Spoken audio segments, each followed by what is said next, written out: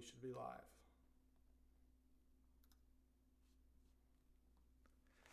Hello, everybody. I'm Michelangelo Badio with another installment of the live multi-stream on Facebook and YouTube. And we call this No Boundaries. Why? Because it's the name of one of my songs.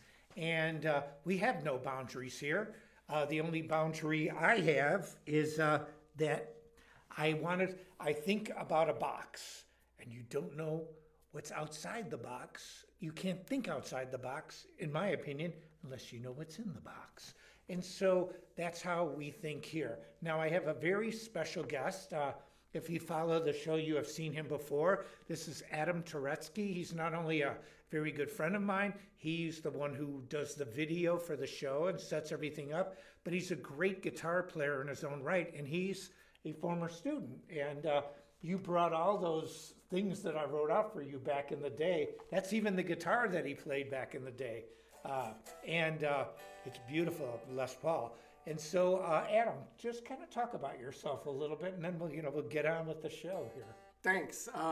This is very much like back in the day. This is the guitar I got for my 14th birthday present from my mom, and I was taking lessons from Michael for about, I think it was 6 months back then, and we were renting a guitar and an amp, and so I guess partly economics and partly birthday gift, we got this, and I still have it today, some 40 years later. I did bring the book. I put Michael to work back in the day transcribing songs, and then he showed me all the scales and patterns, and one of the good things that he did back then was like you show someone how to play the song and then learn how to apply the theory or the technique to the songs that you were hearing on the radio, and I've been taking it from there ever since. Yeah, and Adam brought up a good point.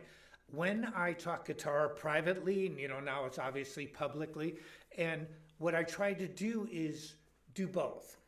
The first thing that I wanted to know is, what are you interested in? What genre, what bands, what artists do you like? Because I wanted to teach songs to each person that they like, because that keeps your interest. If you love Judas Priest, and you can go,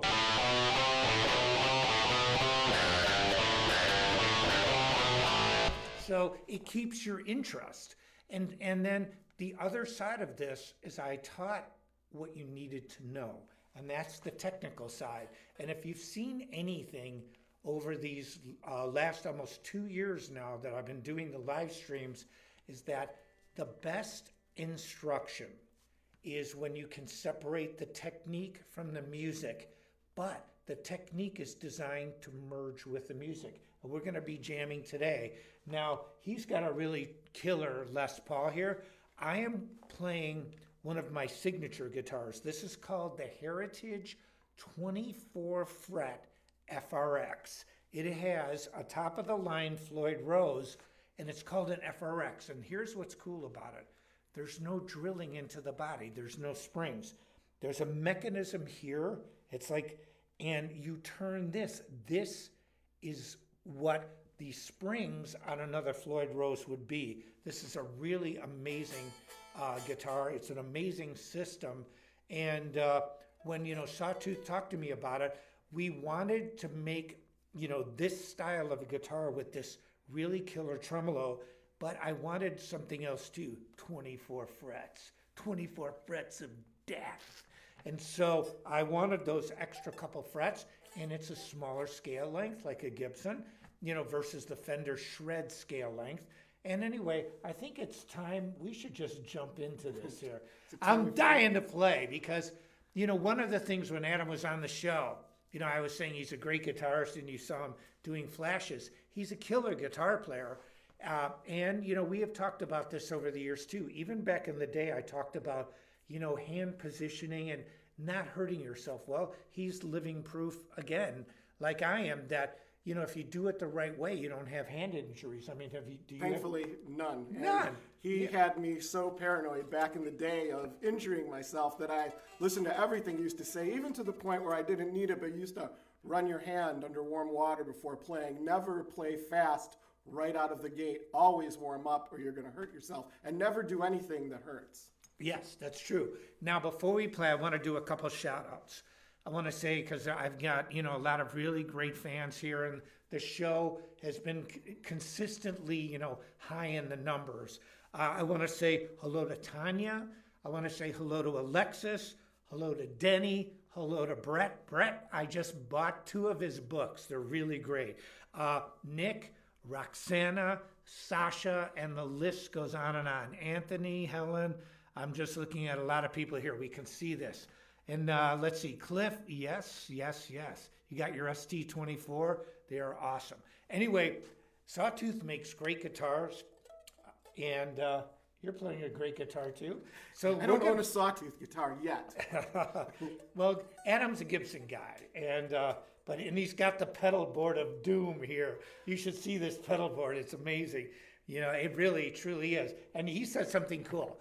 He said that he started with like all the standard stuff, the Boss and the MXR, and then he started replacing things with really boutique or exotic stuff that nobody pays attention to. Yeah, we need to post a photo of his pedal board. It's like you look at it and you're like, what is this? Well, I had a Phase 90, and that's kind of boring. Why not find a 1972 Morley Pro Phaser that's about the size of a toaster? Yeah, I was going to say it's as big as a tank.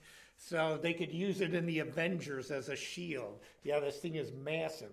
And I remember I used to demo Morley pedals. That's the original deal. Those are steel, built like literally like a tank. And I bought 2 just in case. Cool. Yeah, I like that too. You're never going to find parts for these things. Yeah, well, that's it. You get one, and if you like it, why not get another one? And so, okay, let's see, hook up with all right. Now, we want to do, what I did is I gave Adam my jam tracks. Now, you can get these jam tracks at Metal Method, metalmethod.com. And I told him what were popular and just pick 3 of them out. And so we picked 3. This is jam number 1. Are you ready? You have to pardon me. I'm also operating this. I'm going to reach over here. Yeah, he's the operational manager here.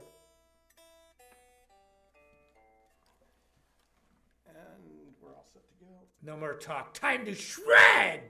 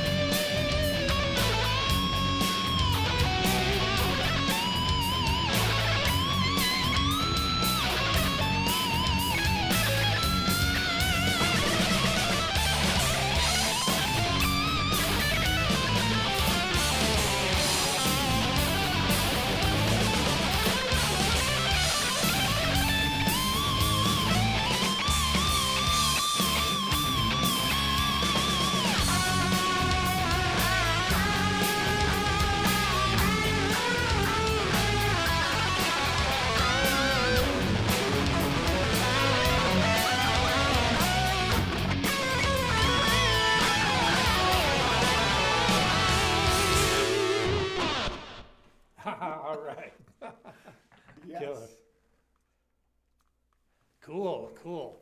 That was fun. Yes. Yeah, those jam tracks are available at metalmethod.com. And I want to talk just a little bit about the guitar, then we'll play another track. But yeah, Adam's just a killer player. And, really good alternate picking technique.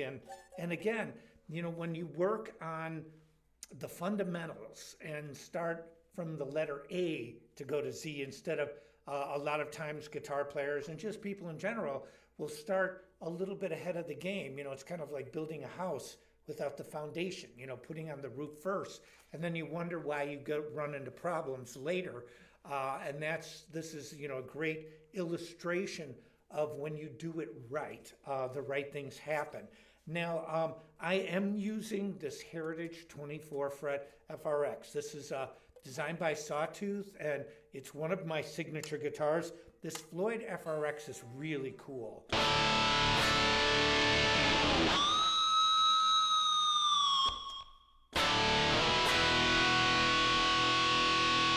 It's just perfectly in tune.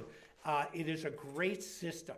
And somebody asked if this song is available on Spotify. No, it's not a song, it's a jam. It's called the MAB Jam Session. It's available at Metal Method. You guys can do it, can get it. What I wanted to do on these jam songs is basically have a 2-part jam, and you had to play in the scalar mode of both sections, and you just repeat it. It's a real drummer. It's on analog tape. There's no faking anything. I had to play the rhythm track from start to finish. There's no editing, no punching in. There's no room to punch in. It was analog tape. And we did it like that for a reason. We wanted it natural and real. The next song that Adam and I are going to do is a 3-part jam. And so again, there's 3 different sections. And the thing that makes this fun is that, okay, you have this section. What scalar mode are we in? This section. So you can kind of plot out and graph out what you want to play. With this Sawtooth FRX, it is a really thick sounding, like you hear his guitar, it's just thick and girthy. Yeah, and it's the same with this. And what I wanted though is I wanted 24 frets. Why? Why not? And it's got that smaller scale length so that, I've got big hands, but just to do E, G to B, it's a very simple stretch where on a super strat would be about like that. So I have a lot of fun playing this guitar. It's great. So you need to turn up the volume on your chat. I can't even hear you. Whoops. Okay, we've gone through this. We have a... We're pretty good. What's that? They can hear us. Yeah, we have a microphone here, a condenser. Normally, I didn't use the lapel mic like normal. And one thing I want to talk about before we play again is last week I did an exercise that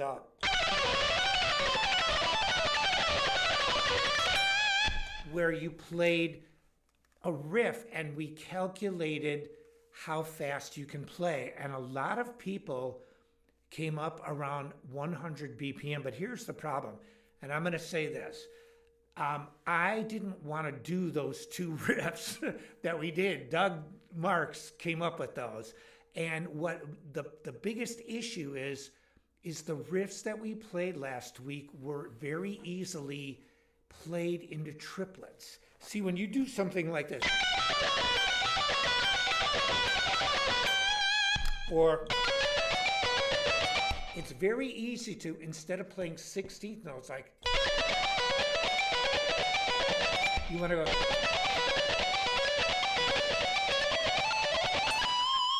but I have another riff, and it's this.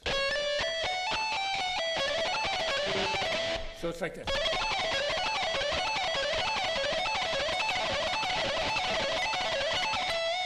And we found out that, somebody asked what the name of the bridge is. It's called the Floyd Rose FRX. And the reason, look at it, there's no drilling. Normally on a Floyd Rose, you would see a big cavity drilled out with springs. The springs are actually right here. I tuned this guitar up in about 5 minutes from E flat to concert pitch E. And all I had to do is do a slight adjustment here to bring the bridge back down, to put the tension equal. And but anyway, getting back to this Metal Method thing, we had a lot of people respond, and we found that the average BPM that people could play fast is 100. Now, in my thinking, and this is me, I start practicing at 185. Okay, so there's something that we've found that a lot of people can't cross over this hump of 100 BPM. Well, we still want you to do this. Go to metalmethod.com, check out how you can check out the survey, because all you have to do is fill it out. But I want you guys to play another riff instead of going.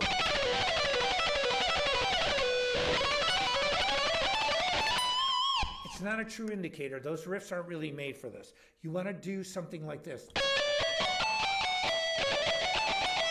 First of all, you can alternate pick it or you can economy pick it. And secondly, it's very difficult to play 16th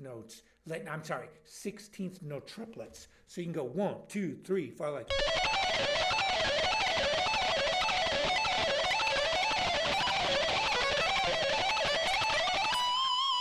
So you can get it really fast. So go to metalmethod.com and try this out, because what I'm going to be doing is I'm putting a lesson together to help you break your own barrier. Okay, now enough of this stuff. It's time to shred. Now, Adam, do you want to add anything else about? I was going to say, they're talking about pick technique, and everything that I'm doing here. Somebody mentioned about pick slanting, and we know who's talked about that. Troy Grady had a big thing on that about 6 or 7 years ago. He started that, and I didn't want to know what I did. Mike put this red pick in my hand when I was 14.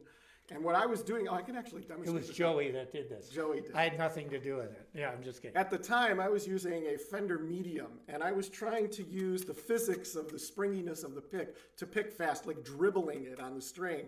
And I remember him saying it, he goes, it would be a lot easier for you if you used a harder pick and anchored your hand on the bridge or your arm on the side of the guitar. And I took off from there, and that's basically how I done it ever since, and I never really analyzed what I was doing. He showed me this technique about anchoring like this. I've noticed that he's changed his. I remember when I actually saw Speed Kills in the 90s that you had changed to plant your hand here. Right. Back in the day, I hooked my thumb here, and he told me not to do that, but I ignored that one because it just happened naturally. So that's how to do this, and if you go to Metal Method, they teach you that again. Yeah, and there's two schools of thought.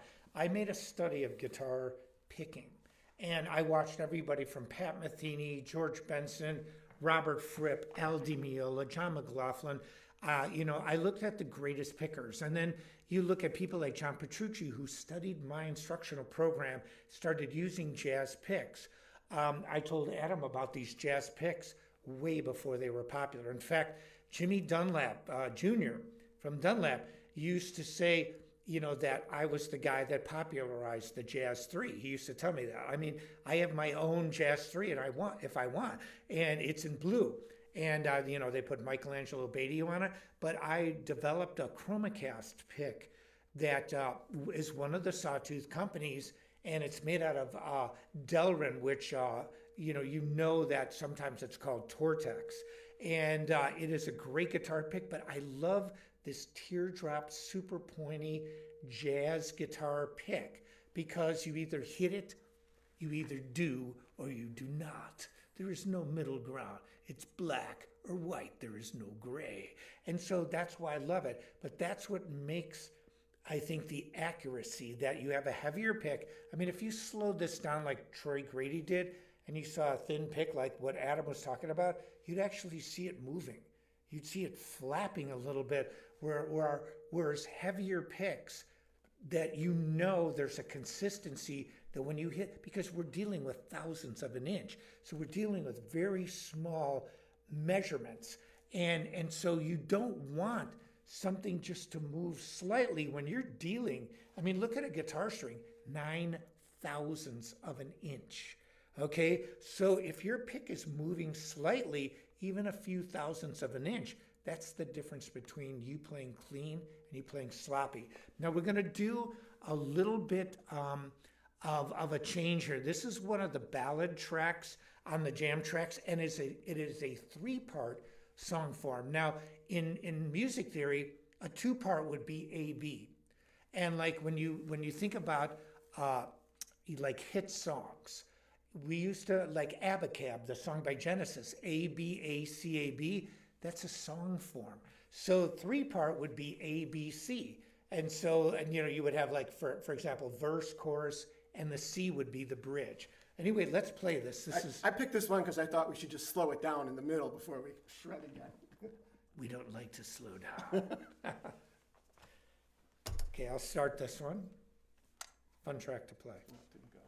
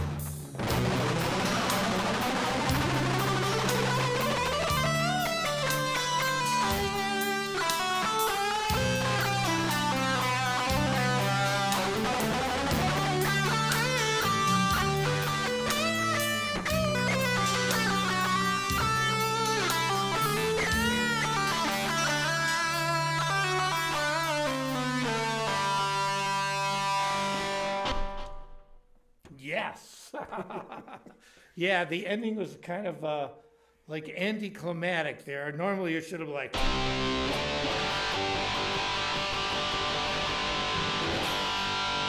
But great. It's so much fun playing to those tracks. Anyway, let's get back to talking a little bit about the technique of what we're doing. And, with these jam tracks, again, you have to think in a scalar mode for, part A, then another part that's a modulation, and a key change, and whatever mode and scale that works in part B. And in this song, there were 3 different things. So it started, and what was kind of cool about this one is that it starts in the Phrygian mode, then it goes to the Dorian mode, then it goes to the major scale. But here's the thing that makes it cool. All 3 of those different changes are all the same notes. It's what you consider the tonal center, like.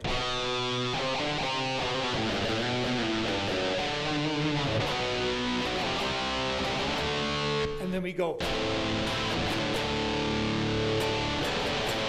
So we're still B Phrygian, A Dorian, G major, all the same notes.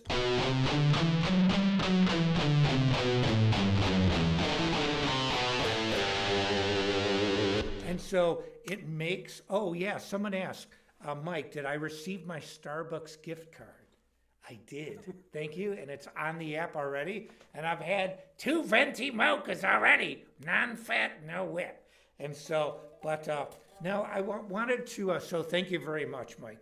Yeah, and half bend to full step vibrato. Yeah, that was cool. Yeah, you want, I always think chord-wise. So, it's important to go.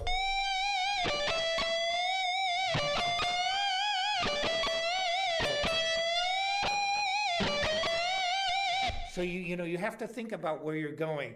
It's to the point in my brain where I just kind of listen to the chords and let it go. But it's so much fun. Michelangelo Badio, there is delay. Where is the delay? The delay. There's delay on the guitar. I don't know where else there is. Even tip Steve. What's that? Okay, I don't. Oh, he tipped Steve Vai too. Okay, great. Yeah, I appreciate that because. What do you give, when somebody asks like, well, what do you want for Christmas? I don't know. I got what I want. I got 189 guitars. I got a studio. You know what I want? I want peace and goodwill among people. And get rid of all these COVID craziness restrictions already. So, I know that's what I want. And anyway, but Adam, do you want to maybe add a little to this? Like, like, for example, when you're practicing and warming up, what do you do? Blues scale, like I was just playing there, and then usually pattern runs that you taught me. So it's totally non-musical stuff, but he always said to warm up. So I do intervals, usually 1, 2, 3, 4, but then you can try to do things 1, 3, 2, 4, 1, 3, 2, 4. Yeah. And for about 5 minutes. And then I've heard a lot of people say that this is good to do, and I thought I wasn't doing it correctly, but basically just goof around over a song. It's perfectly okay to just shred out, play nonsense, and then work on what you're setting out to do, but it's okay to just shred. Yeah, well, and I've talked about this before. There's multiple ways to attack being a good guitarist or a good musician. One, you want to learn music. You want to play songs. Why? I'll tell you one of the greatest things that I learned about learning other people's music. I posted a photo today all over on my social media of me when I was 10 years old. I started guitar at 10. My first guitar and my first amp, I had a Gibson Skylark amp. It was a really cool little amp. I wish I still had it. And a Taisco, a guitar that was a Japanese guitar that, my dad didn't know that if I was going to want to really play it. I was 10. But I had played piano since I was 5, and I was really good at it. I just had an ear for it. I understood that you hear a chord and you hear another chord, and sometimes chords want to move to certain other chords. And I didn't realize at the time that those were tendencies, like a dominant chord wants to go to a tonic. A D7 is just crying to go to a G major, or a deceptive cadence where it would be D7 going to the relative minor of E minor. And so I didn't really understand the theory, but I understood the listening of it when I was a little boy. And so, but what I did do with practice is I immediately, with my guitar teacher, I was taking jazz guitar lessons. I was learning songs and I was learning technique. Now, at that time, at 13 years old, my guitar teacher literally told me he couldn't teach me anymore, and I was on my own from 13 years old on. But what I did was I applied what I learned and what I thought was correct. You work on music, you work on songs, but then you work on the technique. And in my thinking, before I even knew music theory, I separated them. Like I would just practice simple things, like I have a clean guitar sound here.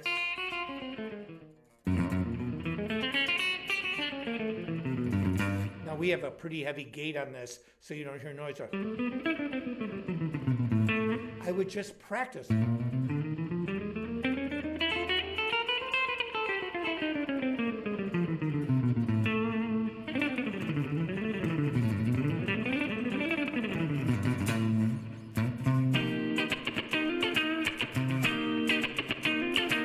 So I would work practicing technique, and then I just learned a million songs. And here's what I'm getting to. The thing that helped me the most with learning music is when you are in front of a crowd and you are literally playing just like a...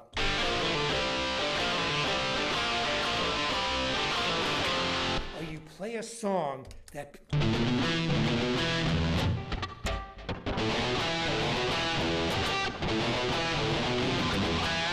and you play this riff, and all of a sudden, all the girls start to move and the guys start to be like, yeah. You learn when playing songs like this, what it feels like to play a song that touches people in a way where they want to dance, they want to rock, they want to headbang. And so a lot of times, like when you listen to original music from 99% of the bands and artists that are out there, they never quite get that vibe. It's very difficult to write an AC/DC song that good, or write a Def Leppard song that good, or just write, I want it that way, tell me why, or like, I hurt myself today, and so it's hard to write these songs that make the whole world sing. And so when you play music like that, and you just play an AC/DC riff, or a Kiss song like Strutter, and the whole audience is going crazy, then that gives you a benchmark to work on your own music. I remember the first time when I was in the band called Holland, and we were signed to Atlantic Records, and we were playing our own music that I wrote with the lead singer, and the bass player was probably the third writer. He wrote like little parts of a few of the songs, and people reacted the same way to our music that they did when I played cover songs. I knew we were on the right track. Even in Nitro, when I would go...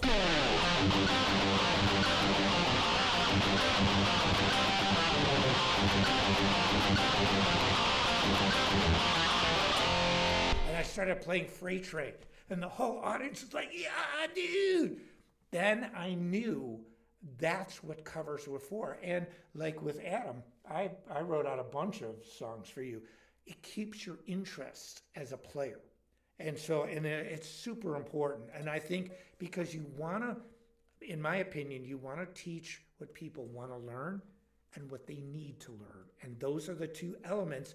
Then you combine what you need to learn with what you want to learn, you become a great player. So yeah, I remember you did that almost every week. At the time, I was heavily into Ted Nugent. You transcribed most of Intensities in 10 Cities, but every time you would explain, well, this song is in the key of G, and we just showed you the G blues scale, so here's how you can play that over this entire song. And I would usually go home, learn what he wrote out, but then spend another hour just blasting the blues scale over the songs. So yeah, and I love like.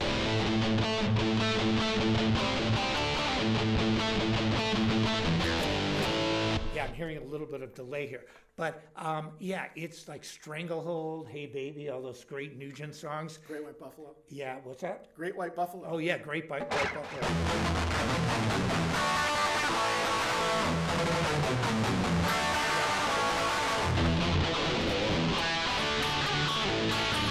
Yeah, I love that song. And when I was in the band Holland, when we were signed to Atlantic, Tom Werman, the producer of Holland, produced Ted Nugent, Ted Nugent. So he worked on that record that here I transcribed all these songs. I had to transcribe almost every song in the Yeah, album. and then he worked. He did Cheap Trick. I want you to want me. He did Poison. Every rose has its thorn. Motley Crue, Looks That Kill. Motley Crue, Girls, Girls, Girls. He did Dokken, Tooth and Nail. All the big Dokken songs. Twisted Sister, We're Not Gonna Take It. So I work with this mega producer in the band Holland, and the first guitarist he showed me back in the day was George Lynch.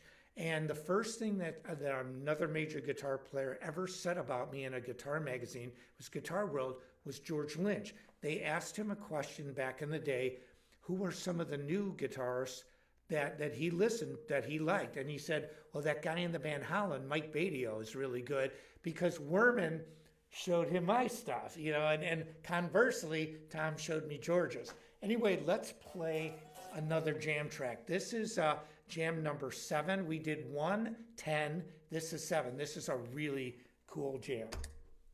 It's in the Mixolydian mode in E. Sounds like Rosanna.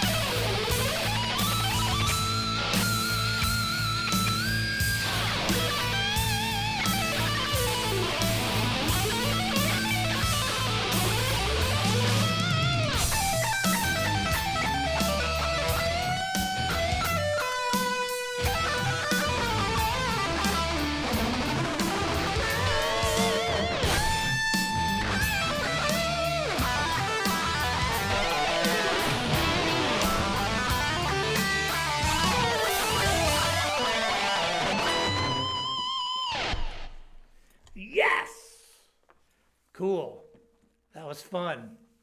Really fun. I love the jam. Okay, let's see. Keeps getting. Let's see. Keeps the sacred art alive. Oh yeah, somebody mentioned your guitar chord, Adam. Yeah, that's Bullet cable. yeah, it's cool. Please That's like sponsor me.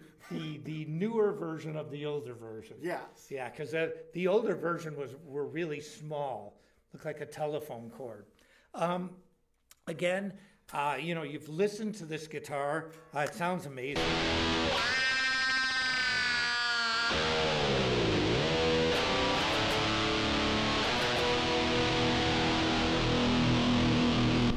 It's just a great instrument. And it's on sale. It's 20% off if you use the coupon. And, Sawtooth is just such a great company. They have Sawtooth guitars, Sawtooth amps that you see and you hear. They have Sawtooth basses, they have Sawtooth drums, cajones, just unbelievable Latin I percussion. was looking at those. I was thinking of getting drums at home, and I was on their website the other night looking at drum sets. So. It's really incredible. Yeah, they just make great products for a great price. And they also have the company Chromacast, which produces the MAB signature picks and string dampeners, any accessory you can think of. Chromacast produces it. And they also have GoDPS Music, which is the retail side. But I can't thank Adam enough. He does all the video for us, and we're doing multi-streams now, and high definition cameras, and but I think he's a testament to what I've always tried to teach on guitar, because I never told him whatever bands he liked, which happened to be what I liked. But even if I didn't like him, I would, like when we were talking about Nugent, used to be UFO and other bands like that. Even if I didn't really care for the band, I would never tell somebody I didn't like them. As a teacher, it's not my job to tell you what to like. My job was to tell you and guide you to be the best player you could be, to learn music you like to play and the techniques that are universal to make you a great player. That's how I always thought. That's how I think now. I want to say this on behalf of Sawtooth Guitars. I want to say on behalf of Adam and his 40-plus-year-old Les Paul, look at the finish on that's really cool, man. I told him today, I go, I love that finish. And then I realized when he told me, that's the guitar, I hadn't seen it for a long, long time. But We used to sit just like this in Yeah. a room at the Music Gallery at Highland Park, 3:30s on Mondays. yeah, and For a half hour. And believe it or not, the store that I used to teach at is still there. So there's a lot to be said about the things surrounding me and longevity. But Adam's a true testament. He doesn't have any hand problems. I focused a lot on that. I didn't want to have hand injuries when I got older, and a lot of people do. But all you have to do is focus. Now, granted, if you have arthritis or some debilitating disease, I can't. I don't have the answers. I'm not a doctor, but I do know one of my all-time best friend, Rob Ross, that's a drummer, has had multiple surgeries on his neck. He can't move like this, but he plays drums like he did when he was 20 years old and has the feel of a lifetime. And the moral of the story is everybody's got a problem.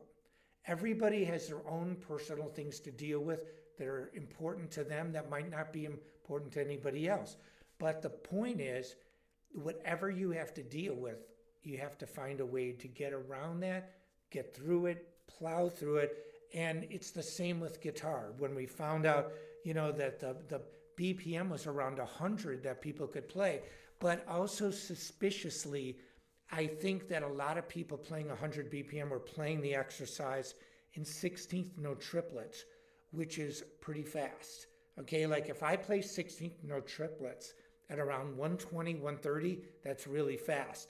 So I think with this new exercise that we're going to be posting, it's a more accurate description of what you can do with 16th notes with BPM. So anyway, Sawtooth rocks, Chromacast rocks, GoDPS Music rocks, Metal Method rocks. I'd like to thank Adam Turetsky and for Thank you for having me on. Yeah, he's great. We'll have him on again, and he's the guy that's responsible for how cool things run. Thank you. I'm Michelangelo Badio. Have a great holiday season. We're going to take the next couple weeks off, and we'll pick it up again in early January 2022. See ya.